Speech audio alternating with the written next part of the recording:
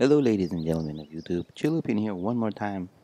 Today we're going to talk about astral projection and sex. So it should be a very interesting talk.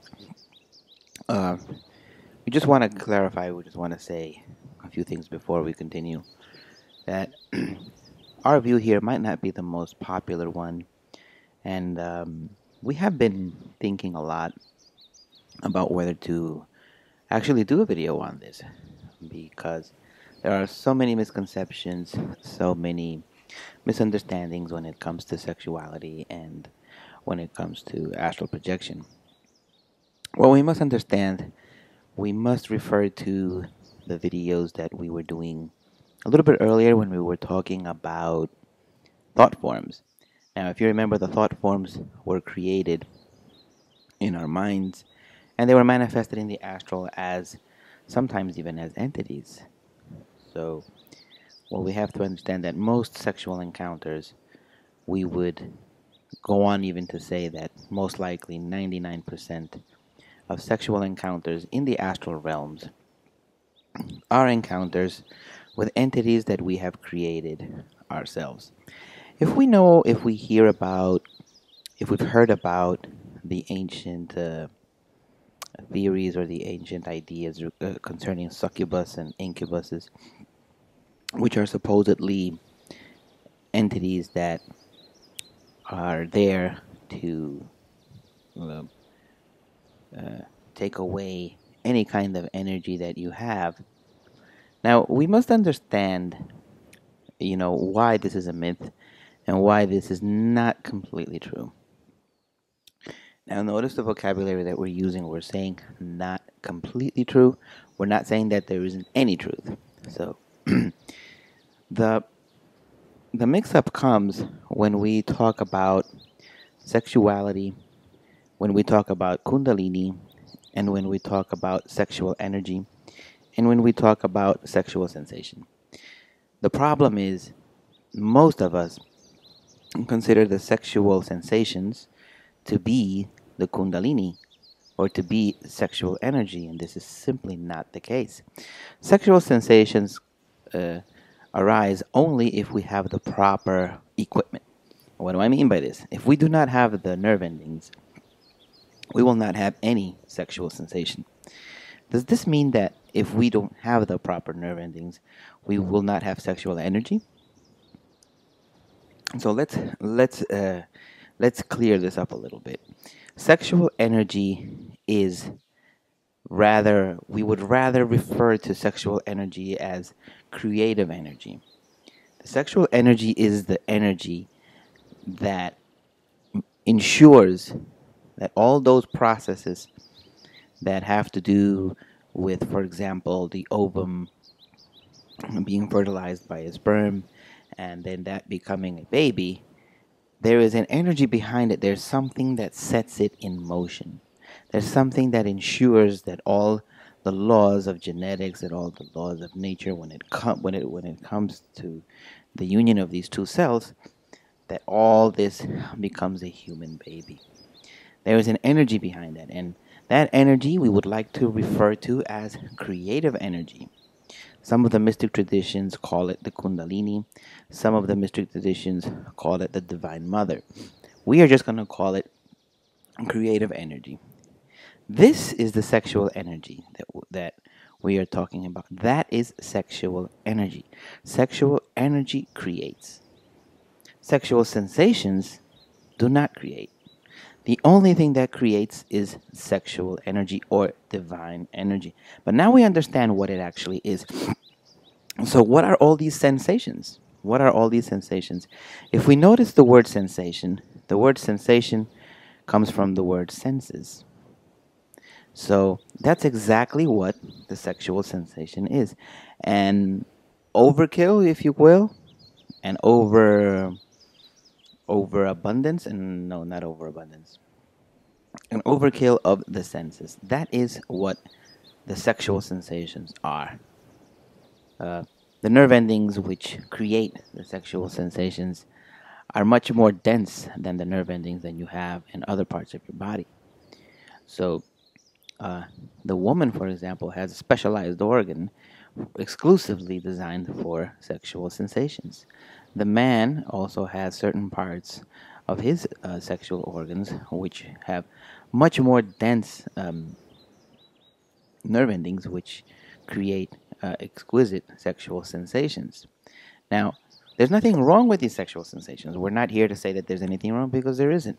It's part of who we are, and it's the way we were made. But do not confuse those sexual sensations with sexual energy or with creative energy. We must make that distinction. Why? Why must we make that distinction?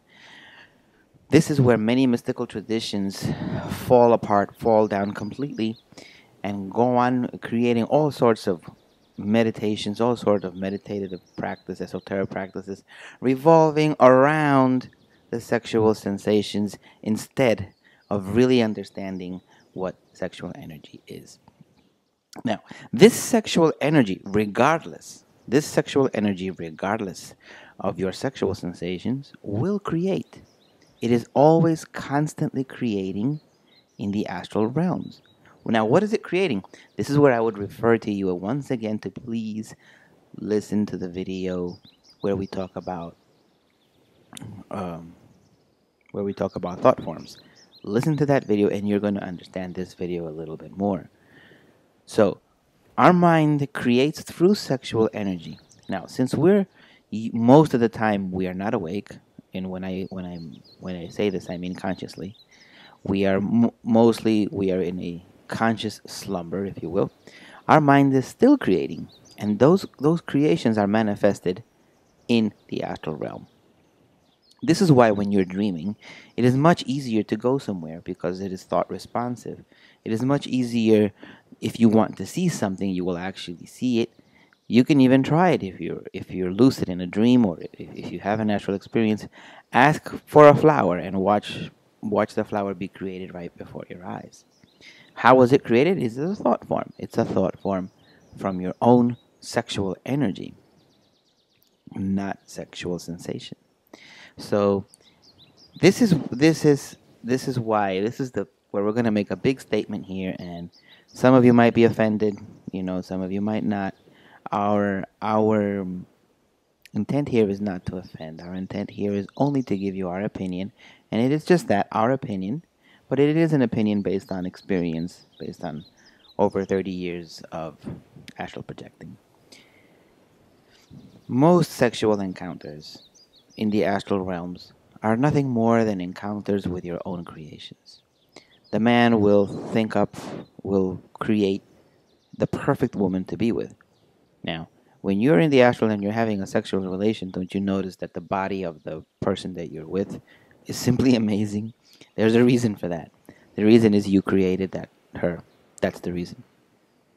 If you're a woman, you might not be as overtly sexual. You might not be looking for this perfect man.